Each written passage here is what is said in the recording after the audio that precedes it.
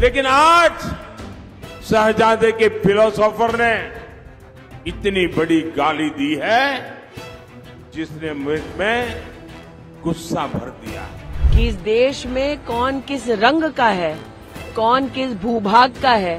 Congress party उसके आधार पर भी हमारे देशवासियों को बांटने का और उनका अपमान करने का दुस्साहस करती है। ये जो कांग्रेस की जो एक मानसिकता है, जो उसकी फंडामेंटल जो सोच है, वो यही सोच है कि भारत को हमेशा टुकड़ों में देखते हैं और शायद इसीलिए कांग्रेस पार्टी जो है वो टुकड़ा गैंग से भरी हुई है।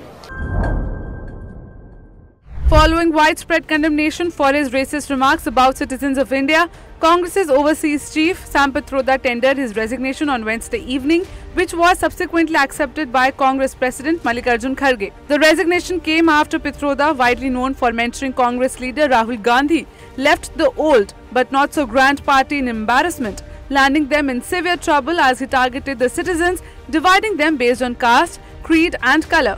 Pertinently, it is even bigger trouble as the racial remarks come amidst the ongoing Lok Sabha elections, where Congress along with the India Alliance is seeking to gain its long-lost power. And that view centers around Ram temple, God, history, heritage, Bhagwan, Hanuman, Bajrang Dal and all kinds of issues. We could hold country together as diverse as India, where people on East look like Chinese, people on West look like Arab, people on North look like, maybe white, and people in South look like Africa. Doesn't matter. As Pitroda's remarks went viral on social media on Wednesday, it stirred debate and drew mixed reactions from various quarters, including severe criticism by several BJP leaders. Left red-faced owing to Pitroda's remarks, the Congress party was forced to dissociate itself from Pitroda's remarks, labelling them as unfortunate and unacceptable. Taking to the microblogging platform X, Congress General Secretary Jairam Ramesh said that Congress completely dissociates itself from the analogies drawn by Pitroda to illustrate India's diversity. Meanwhile, hitting out at Congress for Pitroda's racist remarks, the BJP has questioned Congress's divisive and shameful strategies. मैं बहुत गुस्से में हूं आज दोस्तों। मुझे कोई गाली दे, मुझे गुस्सा नहीं आता है, मैं सहन कर लेता हूं। लेकिन आज शहजादे के फिलोसोफर ने इतनी बड़ी गाली दी है जिसने मुझ में गुस्सा भर दिया है। कोई मुझे बताइए, क्या मेरे देश में चमड़ी के रंग के आधार पर लोगों की योग्यता तय हो जी? क्या चमड़ी के रंग का खेल शहजादे को किसने इजाजत दी है? संविधान सर पे लेकर के नाचने वाले लोग चमड़ी के रंग के आधार पर मेरे देशवासियों का अपमान कर रहे हैं। शहजादे, आपको जवाब देना पड़ेगा। चमड़ी के रंग के आधार पर मेरे देशवासियों का अपमान मेरा देश सहन नहीं करेगा और मोदी तो कतई नहीं करेगा।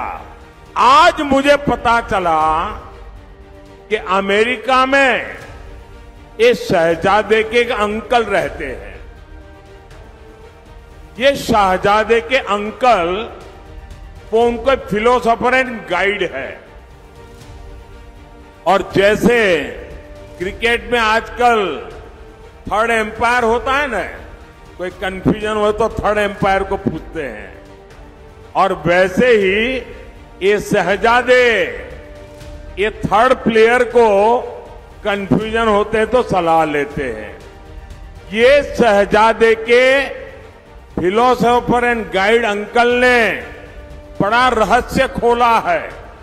उसने कहा है कि जिनका चमड़ी का रंग काला होता है ये सब अफ्रीका के हैं। मतलब आप सबको, मेरे देश के अनेक लोगों को चमड़ी के रंग के आधार पर उन्होंने इतनी बड़ी गाली दे दी। कांग्रेस पार्टी जो धर्म और जाति के नाम पर इस देश को बांटती रही है, आज पता चला है कि उनका एक और घिनौना सच है कि इस देश में कौन किस रंग का है, कौन किस भूभाग का है, कांग्रेस पार्टी उसके आधार पर भी हमारे देशवासियों को बांटने का और उनका अपमान करने का दुस्साहस करती है। आज जो कांग्रेस नेता के मुख से शब्द प्रस्फुटित हुए वो अपने आप में न सिर्फ निंदनीय है, लेकिन वो कहीं न कहीं राहुल गांधी की, गांधी परिवार की, हमारे राष्ट्र के प्रति सोच को दर्शाता है।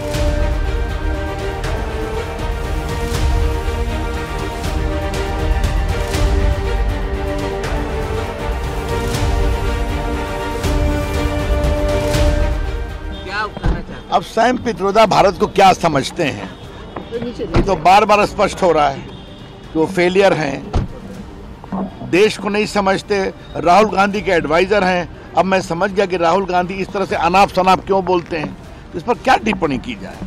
ये हार की हताशा है, न हिंदुस्तान समझते हैं न देश की विरासत समझते हैं। ने ऐसा एक्सरे कर दिया है उस मैनिफेस्टो का कि अब राहुल गांधी जी भी कुछ बोल ले या कांग्रेस का कोई प्रवक्ता कुछ बोल ले, आप सभी जानते हैं अगर एक बार एक्सरे हो जाए फिर कितना भी कपड़े से ढकने का प्रयास करो वो हकीकत सामने आ जाती है।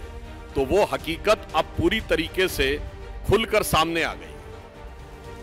जिस प्रकार की बातें उन्होंने कही वो मैं कह सकता हूं उनकी पार्टी के एक हाईटेक व्यक्ति ने कही है, बड़े दिमागदार माने जाते हैं, who is considered to be the brain behind. So the brain behind has been categorically elaborated the nefarious design of Congress party.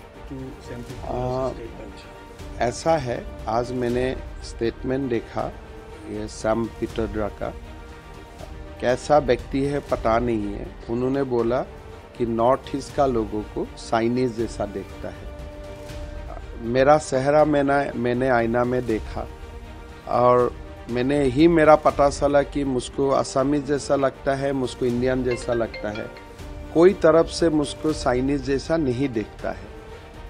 पता नहीं वो व्यक्ति का क्या है, एक रेसिस्ट कमेंट है, हमें दुख देने वाला कमेंट है और चाइनीज का साथ हमारा सिमिलरिटी ढूंढ के what he try to prove, पता नहीं उनका दिमाग में क्या है।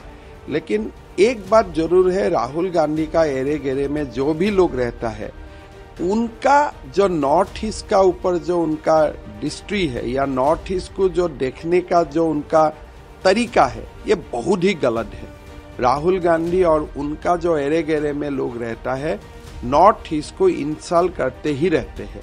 और ये जो सैम पित्रोदा का आज जो बयान आया ये रेसिस्ट है, कंडेमेबल है और शोभा भी नहीं देते हैं।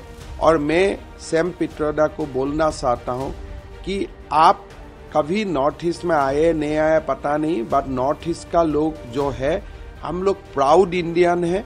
और मैं बोल सकता हूँ as a Assamese, I am a proud Assamese. Manipuri लोग बोलेगा we are a proud Manipuri, Nagas will speak that they are proud Naga, but yet we are proud Indian.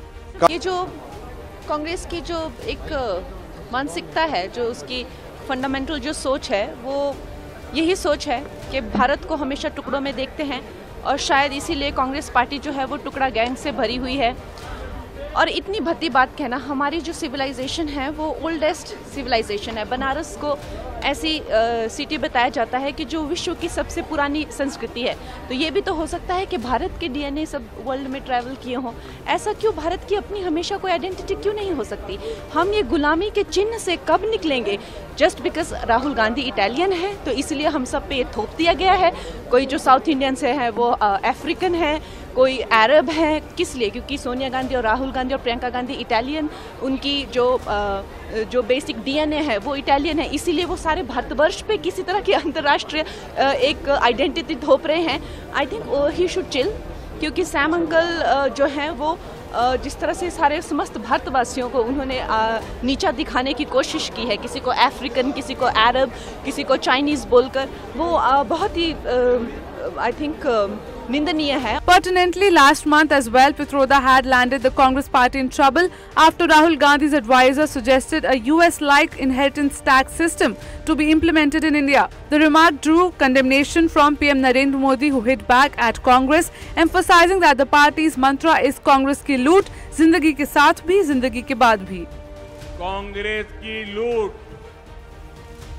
Congress की लूट, जिंदगी के साथ भी, जिंदगी के बाद भी। अब बोलेंगे आप लोग, कांग्रेस की लूट, जिंदगी के और कांग्रेस की लूट, जिंदगी के बाद भी।